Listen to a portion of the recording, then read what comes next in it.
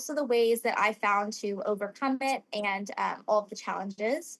So, my grandmother was diagnosed with Alzheimer's disease about 8 years ago. And since then, obviously, my life has changed in ways that I have never expected. So, being a caregiving youth, as you all know, meant balancing schoolwork, friendships. For me, it was cheerleading and the responsibilities of caring for a loved one. It was a heavy burden, and there were times where I felt overwhelmed and isolated. And watching my grandmother's condition kind of decline and her slowly lose her memory, I realized, um, how important caregiving was, but it was truly a heartbreaking You said experience. medium And number one? the emotional toll on me and my whole family was huge. And often I didn't know how to cope with the situation. And one of the other biggest challenges for me was just managing my time effectively, juggling schoolwork, extracurriculars, and the duties of being a caregiver required a lot of organization, skills, and commitment. And sometimes I'd have to miss out on social events or extracurricular activities just because of the duties. And sometimes it made me feel disconnected from my peers and added a sense of isolation. However, I realized that I couldn't do it all on my own. So I started having open and honest conversations with my family and with my loved ones about the struggles me and my whole family were facing. And kind of sharing our feelings and asking for help really allowed us to come together as a team. And additionally, I sought out other resources and organizations, including the AACY, that offered support for young caregivers. And these resources provided valuable information and tools to help me manage my responsibilities more effectively. And also, it helped me help others by connecting them with these organizations. And I learned the importance of self care and making time for activities that bring me joy and relaxation. Um, and taking care of yourself can allow you just to be a better caregiver for your loved ones as well.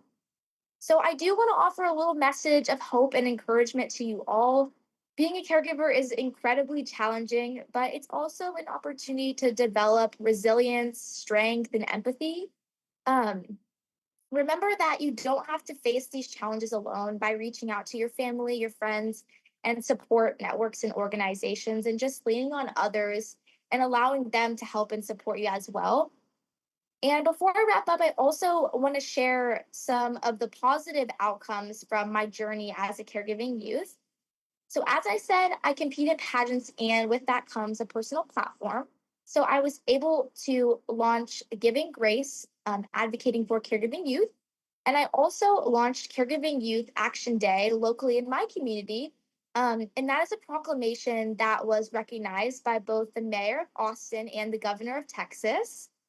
I've also spoken in front of my city council and successfully got a resolution unanimously passed. And what that did is it kind of required the city manager to conduct a survey on the number of young caregivers in our area, which led to a partnership with the University of Texas at Austin, which was super great. Um, I also was featured on the news, which was a lot of fun. And I was honored to be a finalist for the Girls Leading Change Award, which is a National White House Award.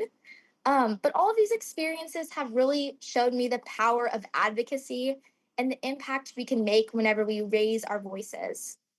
And whenever you have struggles, there's always hope. By working together and supporting one another, we can really overcome the difficulties and find moments of joy. Your role as a caregiver is invaluable, and the love and care you provide make a profound difference in the lives of your loved ones. So, thank you all for listening to my story. I hope it inspires you to keep pushing forward no matter how tough the journey may seem right now.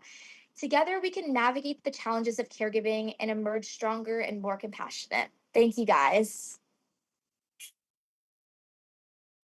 Thank you so much, Maddie, for sharing your story with us. Very admirable what you've done for your community as well as your family. So it's great to hear, and hopefully it'll inspire some of the other kids in this who are listening to maybe do something similar in their own community. So I'm wondering if anybody has any questions for Maddie, because she's had an unusual journey.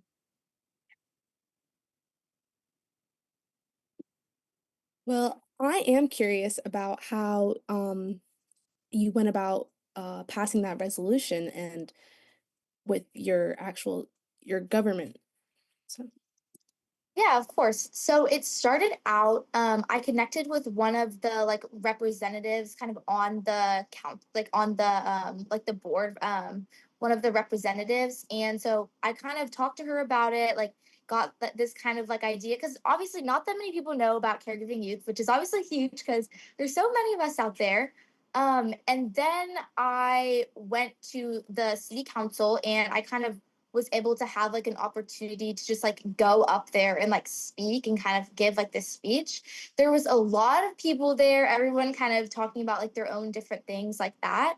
I was there for a really long time, like a few hours, and it was finally my turn to get up and talk. So I shared like a personal story of another young caregiver, and gave a little bit of like the statistics behind young caregivers as well. And then a few hours later, we heard back that the resolution was just passed unanimously, which was amazing. Just like because everybody just decided that like this was something that they cared about, which was a lot of fun. Um, and then yeah, from then on, I connected with more with like the whole city council, the city manager, and then Austin Public Health.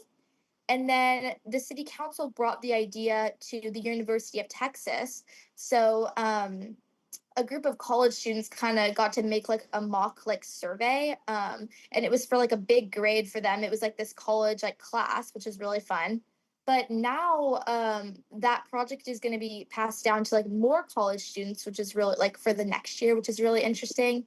And yeah, we're going to get some more work in with like Austin ISD, kind of getting a survey out for us to know like more about locally the number of young caregivers there are, and then also in other like supporting school districts, which is really fun. But yeah. wow, that's awesome. And I love how it really like you really like involved so many aspects of the community in your experience. Like that was really like a true like you brought people together and did something better for everyone. That is Yeah, amazing. thank you for asking about it. I appreciate it. Of course. Does Cindy, anyone else have any I'm questions? wondering about why do you think this subject is so hidden?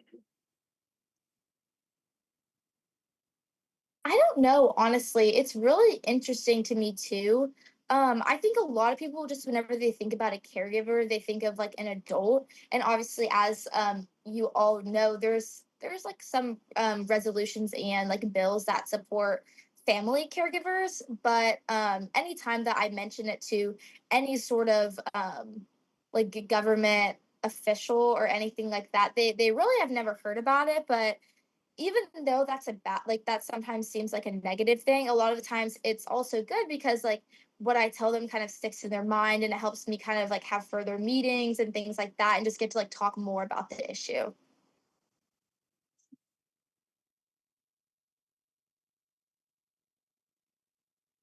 Wow, that's great, Maddie.